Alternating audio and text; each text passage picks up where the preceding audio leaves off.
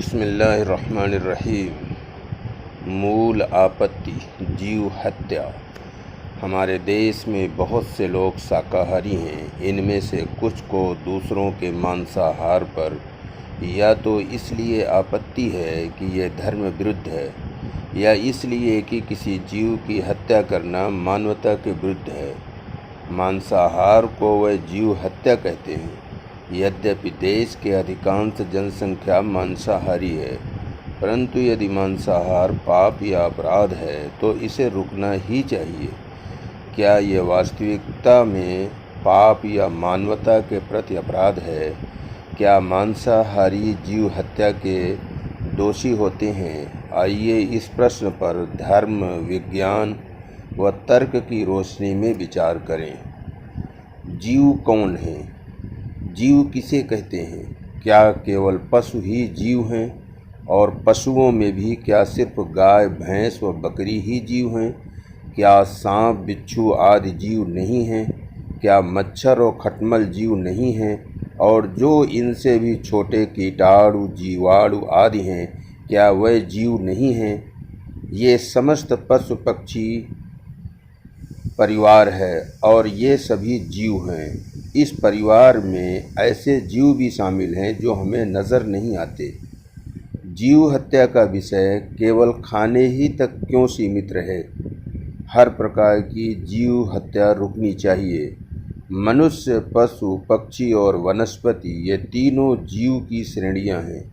यही धर्म भी कहता है और ये बात विज्ञान भी कहता है। इन सब बातों में नर मादा भी होते हैं। इन सभी में विकास और बढ़ोतरी होती है। निर्जीव नहीं बढ़ता। विज्ञान के अनुसार ये सुख दुख भी महसूस करते हैं, यद्यपि हमको पता नहीं चलता। जब हम जीव हत्या की बात करें तो इन सब के प्रति हमें संवेदनशील होना चाहिए और खाने ही के लिए नहीं बल्कि हर प्रकार की जीव हत्या को रोकने के लिए वचनबद्ध होना चाहिए। क्या मांसाहार विरोधियों को ये मान्य होगा? क्या यह संभव भी है? यदि ये संभव नहीं है तो क्या ईश्वर ने प्रकृति के लिए अप्राकृतिक नियम रखे हैं? हिंसा क्या है? अहिंसा परमो धर्मः। अहिंसा परम धर्म है। परंतु वास्तव में हिंसा है क्या? सत्य तो ये है कि जिसने पैदा किया है उसके बनाए हुए कानून पर नहीं चलना हिंसा है। अगर किसी ने शराब पी तो उसने ईश्वर का नियम तोड़ा और अपने विरुद्ध भी हिंसा की तथा अपने घर वालों व पड़ोसियों के प्रति भी हिंसा की। जरा सोचिए, हमें किसने ये अधिकार दिया है कि जिस जीव यानी गाय, घोड़ा, बकरी इत्यादि को ईश्वर ने स्वतंत्र पैदा किया, हम उसके गले में पट्टा डालकर खूंटे से बांध कर रखें, घोड़े की सवारी करें और जीवों को अपने कार्य करने के लिए प्रयोग करें, उन पर बोझा ला दें? ये हिंसा है या ये हिंसा नहीं है? अगर ये कहा जाए कि हम बदले में उनको भोजन उपलब्ध कराते हैं तो प्रश्न उठेगा कि क्या आप ये मनुष्य के साथ कर सकते हैं? उसे बहुत अच्छा खाना, कपड़ा देकर खूंटे से क्यों नहीं बांध सकते? चूँकि उपरोक्त बात अप्राकृतिक लगती है, इसलिए इससे ये सिद्ध होता है कि ईश्वर ने समस्त जीवों के बीच श्रेणियां बनाई हैं, जिसमें उच्चतम स्थान मनुष्य का है, उसके बाद पशु पक्षी, फिर पेड़ पौधे हैं और ईश्वर ने ही इन दोनों श्रेणियों को मनुष्य के प्रयोग के लिए बनाया है।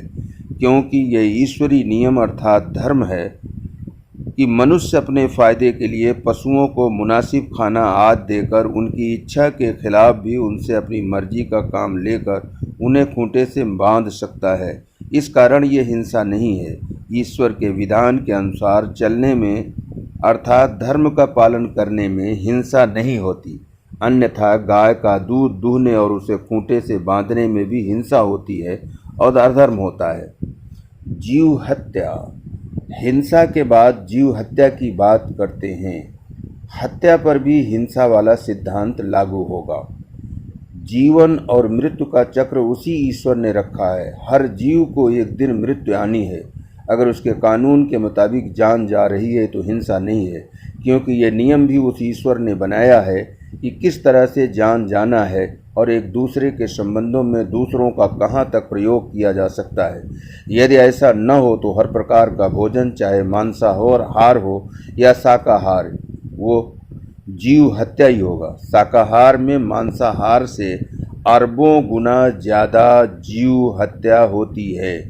यदि जीव को खाने के लिए मारने को जीव हत्या कहें तो धर्म तथा विज्ञान दोनों के अनुसार हर पेड़ पौधा व वनस्पति जीव होता है और सबसे अधिक जीव हत्या खेती में होती है। मिट्टी को उपजाऊ बनाने में और मिट्टी को समतल करने में भी सूक्ष्म जीवों की हत्या होती है। इस प्रक्रिया में जितनी बार भी हल चलाया जाता है उससे बड़ी संख्या में सूक्ष्म जीवों की हत्या होती है। खाद डालने से, कीटनाशक दवाओं का प्रयोग करने से भी बड़ी संख्या में सूक्ष्म जीव मरते हैं।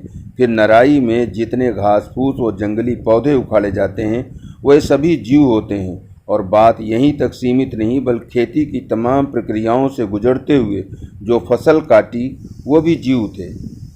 1 एकड़ ज़मीन से फसल लेने के लिए इतने जीवों की हत्या होती है कि विश्व भर के मांसाहारी मिलकर वर्ष भर में भी इतने जानवर नहीं काट सकते।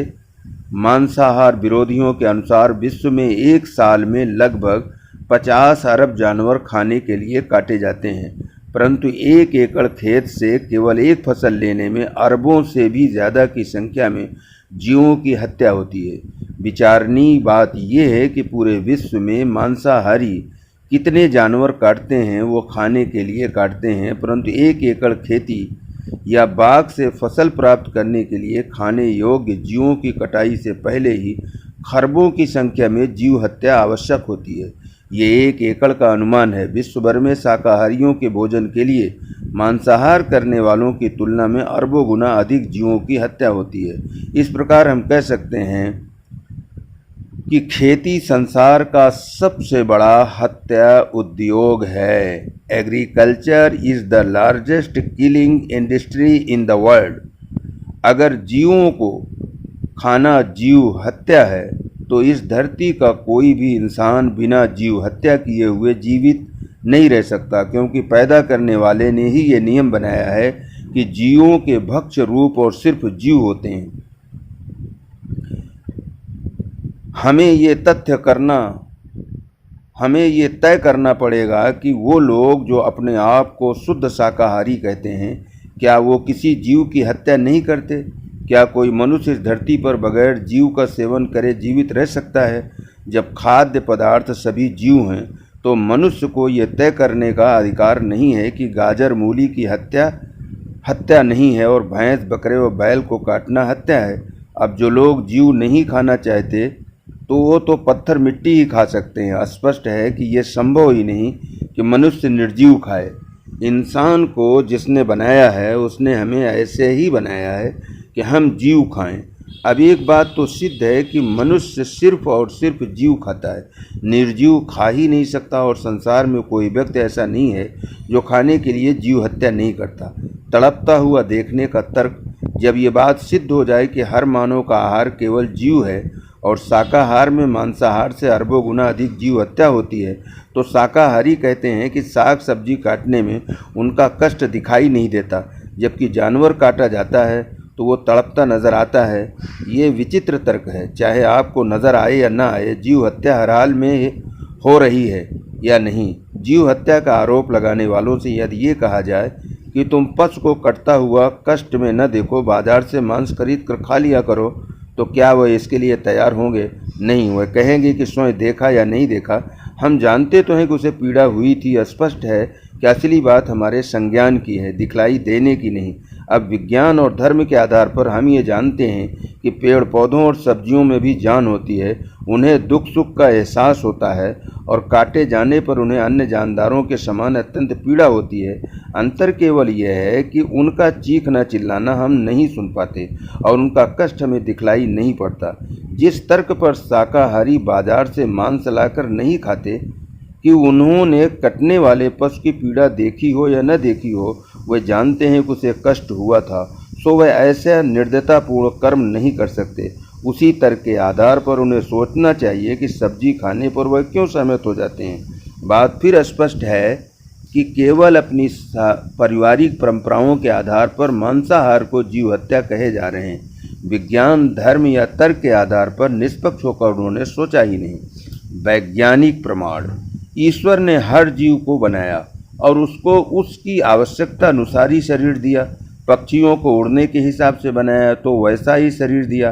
पानी के जानवरों को उनके हिसाब से शरीर दिया। जंगल में रहने वाले जानवरों को वैसा ही शरीर दिया जिसकी उन्हें ज़रूरत थी, और मनुष्यों को उनकी आवश्यकता के अनुसार शरीर दिया। हम में से किसी ने भी अपने शरीर का चयन नहीं किया है। हमें जैसा बनाया गया हम वैसे ही हैं। हमारे शरीर के अंग क्या क्या हों इस पर हमारा कोई अधिकार नहीं। जिसने हमें पैदा किया उसने हमें ऐसा ही बनाया है। तो आइए शरीर के कुछ हिस्सों पर विचार करें जो ईश्वर ने बनाए हैं और जिनका संबंध हमारे खाने पीने से है। हमारे दांत जिनसे हम चबाते हैं, ये हमने तय नहीं किया था कि उनकी संख्या 32 हो और वह किस आकार के हों। ये भी उसी ने तय किया जिसने शरीर दिया था। अब देखिए कि दुनिया में कुछ जीव ऐसे हैं जो शुद्ध मांसाहारी हैं, जो सब्जी खा ही नहीं सकते, जैसे शेर, चीता, कुत्ता, बिल्ली आदि। इनके सामने की साइड के दांत जो नुकीले हैं और उनके ये दांत दूसरे दांतों से ज़्यादा लंबे और स्पष्ट होते हैं। जितने शुद्ध शाकाहारी जीव होते हैं, जैसे गाय, भैंस, हिरण इत्यादि, जो मांस खा ही नहीं सकते, इनके नुकीले दांत होते ही नहीं, बदले में उनकी दाढ़ें ज़्यादा होती हैं। मनुष्य के ये नुकीले दांत होते हैं, परंतु ये अन्य दांतों से लंबे और स्पष्ट नहीं होते। ईश्वर ने हमें ऐसा ही बनाया है। इससे सिद्ध हुआ कि बनाने वाले ने हमें न तो शुद्ध मांसाहारी और न शुद्ध शाकाहारी, बल्कि मिश्रहारी, यानी मांस और सब्जी दोनों प्रकार का भोजन ग्रहण करने वाला बनाया। ये कहना तो ईश्वर पर उंगली उठाना है कि उसने समस्त मनुष्यों को शाकाहार के लिए ही पैदा किया। क्या ईश्वर इतना भी नहीं समझता कि मनुष्य के लिए क्या आवश्यक है? वो चाहता तो पहाड़ी इलाकों के लोगों के दांतों की बनावट समतल स्थान पर रहने वाले मनुष्यों के दांतों की बनावट से भिन्न रखता, ताकि केवल बर्फीली क्षेत्रों के रहने वाले मांस का सेवन कर सकते, क्योंकि वहाँ पर सब्जी का उत्पादन बहुत कम होता है। वो समतल स्थानों पर रहने वाले मनुष्यों के दांतों की बनावट ऐसा रखता कि वह केवल साग सब्जी खा सकते, क्योंकि वहाँ पर सब्जी का उत्पादन उपयुक्त मात्रा में होता है। वो चाहता तो किसी इंसान का आहार मांस होता ही नहीं। पर्वतीय क्षेत्रों में भी तो पहाड़ी बैल, बकरे, घोड़े आदि शुद्ध शाकाहारी जीव रहते बसते ही हैं, परंतु ईश्वर ने मनुष्य के दांत शाकाहार और मांस खाने वाले दोनों प्रकार के रखे हैं, ताकि दोनों प्रकार का भोजन ग्रहण कर सकें। जितने शुद्ध मांसाहारी जीव होते हैं, उनके जबड़े खाना चबाते समय ऊपर नीचे की दिशा में हिलते हैं, जबकि शुद्ध शाकाहारी जीवों के जबड़े चक्की के पाट की तरह साइड की दिशाओं में चलते हैं। मनुष्य जब कोई चीज़ चबाता है तो उसके जबड़े दोनों तरह से चलते हैं, चक्की के पाट की तरह भी और ऊपर नीचे भी। इससे भी सिद्ध होता है कि मनुष्य को ईश्वर ने ही मिश्रहारी पैदा किया है। अब क्या ईश्वर में इतनी भी समझ नहीं है कि वो उनके जबड़ों का संचार केवल शाकाहारियों जैसा रखता, ताकि वो शाकाहार का ही प्रयोग कर सकते? शुद्ध मांसाहारी जीवों जैसे कुत्ता, बिल्ली, शेर के मुंह से चबाने के समय खाना पचाने के लिए जो राल निकलकर खाने मिलती है वो तेजाबी होती है। गाय, बकरी, भैंस, हिरन, गेंडा आदि जब खाना चबाते हैं तो उनके मुंह से भी एक राल निकलती है जो खारी होती है और जो उनके खाने को पचाने के काम में आती है। मनुष्य के ग्लैंड्स में से दोनों तरह की राल निकलती है, तेजाबी और खारी भी। इससे सिद्ध होता है कि मनुष्य मिश्रहारी है। शुद्ध मांसाहारी जीवों की आंत जिसमें से भोजन गुजरता है वो छोटी होती है। शाकाहारी जीवों की आंतें लंबी होती हैं। मनुष्य की आंतों की लंबाई इन दोनों के बीच की होती है। इससे मालूम हुआ कि मनुष्य को मिश्रहारी पैदा किया गया है। खाना खाने और पचाने के तंत्र के अलावा भी जितने शुद्ध मांसाहारी जीव होते हैं, जैसे कुत्ता, बिल्ली, शेर, चीता आदि, जब उनके बच्चे होते हैं तो उनके बच्चों की आंखें 7 या 8 दिन में खुलती हैं, जबकि शुद्ध शाकाहारी जीव बकरी, गाय, भैंस आदि के बच्चों की आंखें पैदा होने के समय से ही पूरी खुल जाती हैं। मनुष्य के बच्चे का व्यवहार इसके बीच का होता है। तेज रोशनी में अपनी आंखें बंद कर लेता है और जब रोशनी कम हो तो वो आंखें खोल देता है। इससे भी सिद्ध हुआ कि मनुष्य जन्म से ही मिश्राहार के लिए पैदा किया गया है। ये अन्याय या बेईमानी होगी यदि वैज्ञानिक और तर्कसंगत तथ्यों में इसका उल्लेख न किया जाए कि ऐसा एक सबूत मनुष्य के मांसाहार के खिलाफ भी जाता है। शुद्ध मांसाहारी जानवर पानी पीने के लिए अपनी ज़बान का प्रयोग करते हैं, शाकाहारी जानवर पानी पीने के लिए अपने होठों का प्रयोग करते हैं और मनुष्य भी पानी पीने के लिए सिर्फ अपने होठों का प्रयोग करते हैं।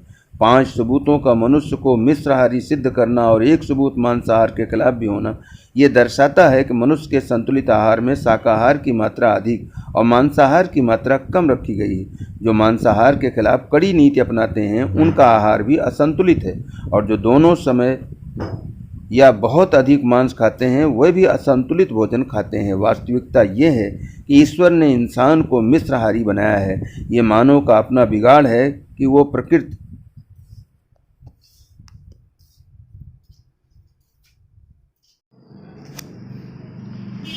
प्रकृति और ईश्वरीय नियमों के खिलाफ अपने नियम बनाकर उसे धर्म का नाम दे।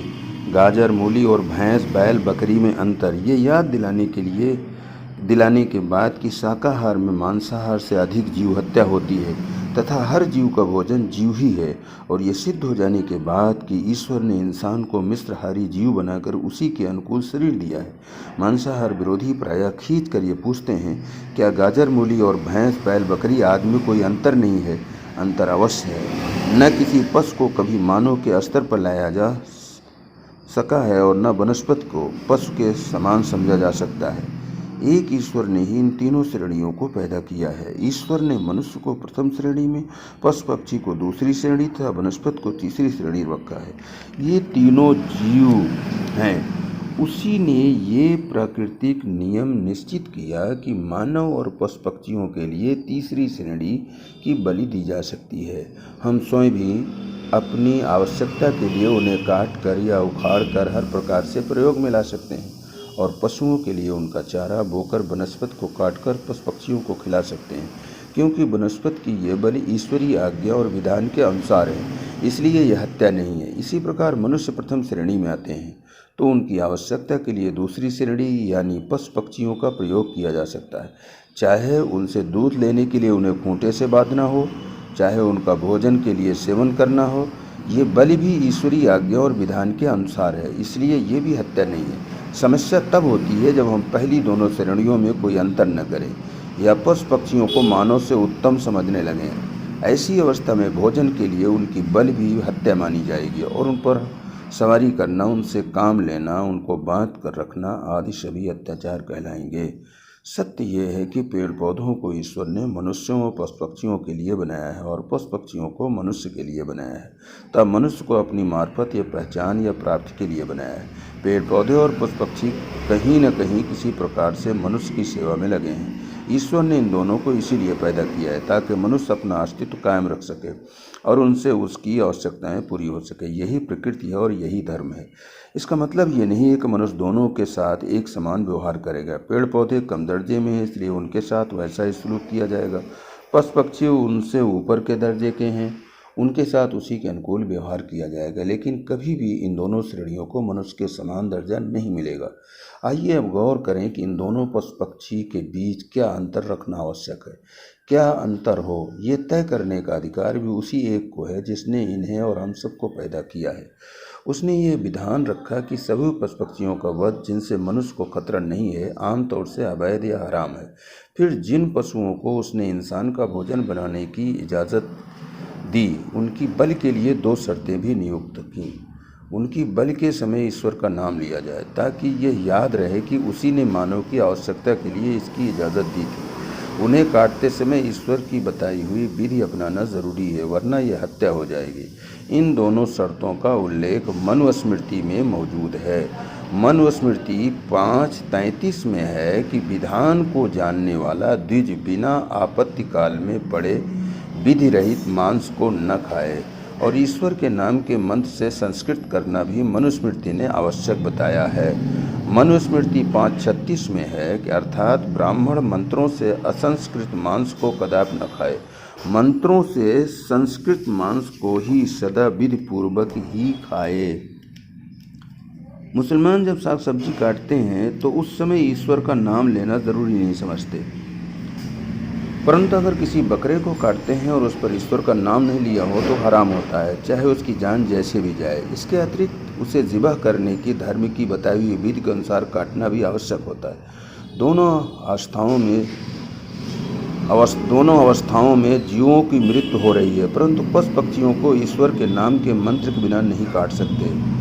पेड़ पौधों को काटने के लिए न किसी विधि का प्रयोग आवश्यक और न मंत्र पढ़ना। दोनों में से एक शर्त भी छूटती है तो वो बलि हराम हो जाएगी, यानी पशु जीवा न होगा और वो हत्या कहलाएगी।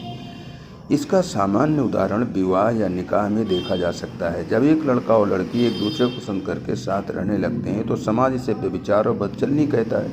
ईश्वर ने इसे हराम अवैध ठहराया, परंतु इसके विपरीत अगर वही काम निकाह या फेरा लेने और ईश्वर के नाम के मंत्रों के साथ किया जाता है तो लोग उपहार देते हैं, बधाई देते हैं। उन दोनों को समाज में अच्छी नज़रों से देखा जाता है। दोनों अवस्थाओं में उन दोनों के संबंधों में क्या अंतर हुआ? बिना फेरों या निकाह के भी उनका संबंध वही था और फेरों या निकाह के बाद भी उनका संबंध वही रहा। अंतर इसलिए हुआ कि ये मनुष्य की आवश्यकता है, परंतु जिसने पैदा किया है वो ये जानता है कि इस आवश्यकता की खुली इजाज़त नहीं दी जाएगी, वरना समाज में बहुत सी बुराइयां पैदा हो जाएंगी और उससे बहुत से नुकसान हो जाएंगे। इसी कारण पहले इस रिश्ते को सामान्यतः नाजायज़ रखा, फिर शिष्टा ने कुछ सीमाएं और एक विधि नियुक्त की और ये भी ज़रूरी रखा कि उसके नाम के मंत्रों के साथ ही वो संबंध शुरू हो। इसी प्रकार क्योंकि पशु पक्षी श्रेणी में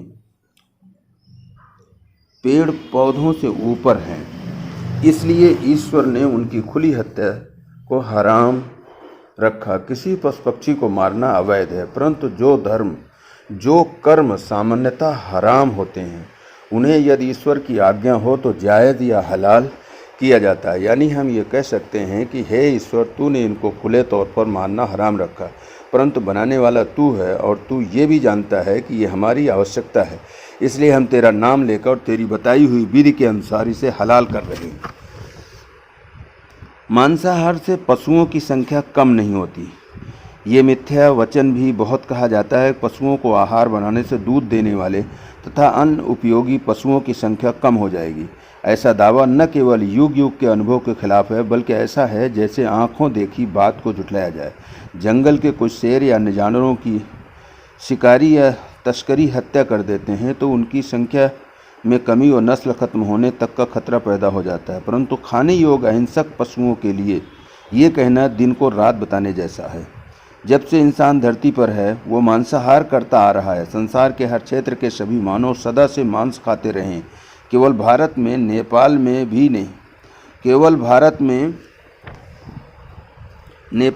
भी नहीं, कुछ शताब्दियों पूर्व एक अल्पसंख्या ने मांसाहार का विरोध शुरू किया। आंकड़ों में बहुत मतभेद है, परंतु मांसाहार विरोधियों के अनुमान के अनुसार हर वर्ष 50 अरब जानवर काटे जाते हैं। जैसे जैसे जनसंख्या बढ़ रही है, खाने के लिए काटे जाने वाले जानवरों की संख्या भी बढ़ती रही है। विश्व के बहुत से देशों में अन्न की कमी तो आपने सुनी होगी, खाने योग्य जानवर कभी कम नहीं हुए।